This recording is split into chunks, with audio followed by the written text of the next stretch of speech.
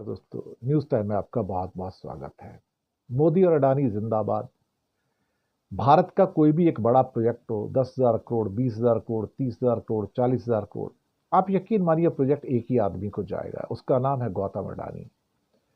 इसलिए उसके पास जाएगा क्योंकि उसके आसपास जो भी बोली लगाने वाले होंगे उनको पहले कह दिया जाएगा कि तुम्हारी बोली इतने की होगी, तुम्हारी बोली इतने की होगी, तुम्हारी बोली इतने की होगी, लेकिन विनर अडानी होगा। उन विचारों को उस तानाशाही के अंदर मरने के डर से, या फिर ये कह दिया जाए कि ईडी सीबीआई के डर से, वो बेचारे वही करते हैं। याद कीजिए धारवी का प्रोजेक्ट किसके पास गया था? अडानी के पास। नंबर 2 पे कौन था वहां पर? एलएनटी। अभी 36,000 करोड़ का लैंड डील गोरेगांव के अंदर, मुंबई के अंदर फिर से किसको गया? अडानी को। सेकंड कौन था? एलएनटी। एलएनटी से पहले ही कह दिया जाता होगा कि भैया अपनी बिड, अपनी बोली उस लेवल पे मत लेके जाना कि जहां अडानी हार जाए। जिंदा रहना है हिंदुस्तान में तो बस इतनी बोली लगाना ताकि वो जीत जाए। वो बेचारा क्या करेगा? उसको एश्योरेंस दिया जाता है कि तुमको 2-4 हज़ार, 5,000, 10,000 का कोई एक ब्रिज ब्रिज बनाने को दे दिया जाएगा, वो बना लेना, लेकिन इसके बीच में मत आना, अडानी के बीच में। एलएनटी भी आखिरकार हार ही जाएगा। सच्चाई तो हारेगी ना। सच्चाई कैसे जीत जाएगी आजकल के जमाने में, जब ऊपर से मोदी जी चाहेंगे कि अडानी हार नहीं सकता और हो सकता है उनके बाकी कॉन्ट्रैक्ट कैंसिल हो जाए दुनिया के अंदर, लेकिन हिंदुस्तान में तो जिंदाबाद है ना। किसकी इतनी हिम्मत है यार जो उसके कॉन्ट्रैक्ट को ना देने दे?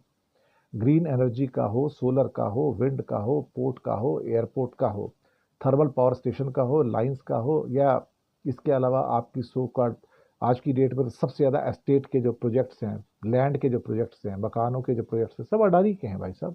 सब जगह अडानी ही अडानी है, इसके अलावा और कोई भी नहीं है। तो ये 36,000 करोड़ की जो लैंड डील मुंबई में हुई है, ये फिर से अडानी के पास चली गई। अब क्या कहा जाए? शायद मोदी जी कहेंगे जो ईमानदार है वो जीतता है, लेकिन मोदी की ईमानदारी कितनी है सबको पता है, और गौतम अडानी की ईमानदारी कितनी है ये भी सबको पता है। पर क्या करें साहब, इस कलयुग के अंदर हमने तो कंस को, रावण को और दुर्योधन को जीतते देखा है, और हर नई डील के अंदर कंस, दुर्योधन या रावण ही जीतते हैं, और यहाँ पे राम, कृष्ण, नानक, गौतम बुद्ध और महावीर हार जाते हैं। इनको मैंने जीतते नहीं देखा। इस युग के अंदर रावण के सामने राम हारता है, महाभारत में कौरवों के सामने कृष्ण हारता है, ये हमने देखा है। और वो बेचारे हारेंगे ना, क्यों नहीं हारेंगे?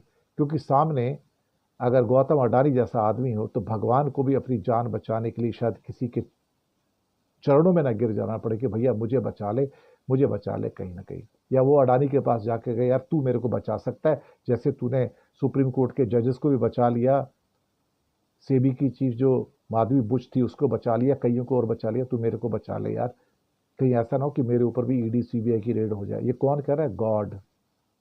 गॉड भी अब लगता है कि ऐसा लगता है कि अडानी के पास आता कहता है भाई तू मेरे को बचा ले, मैं इस युग में तेरा सामना नहीं कर सकता, और मैं मोदी का भी सामना नहीं कर सकता। बेईमानी अल्टीमेटली जीत रही है। अब आप क्या करोगे? यही दुनिया है, इसको आपको एक्सेप्ट करना पड़ेगा। That honesty is for fools, the truthfulness is for fools and idiots, but we are practising it. We know we are idiots but still we have to practise it.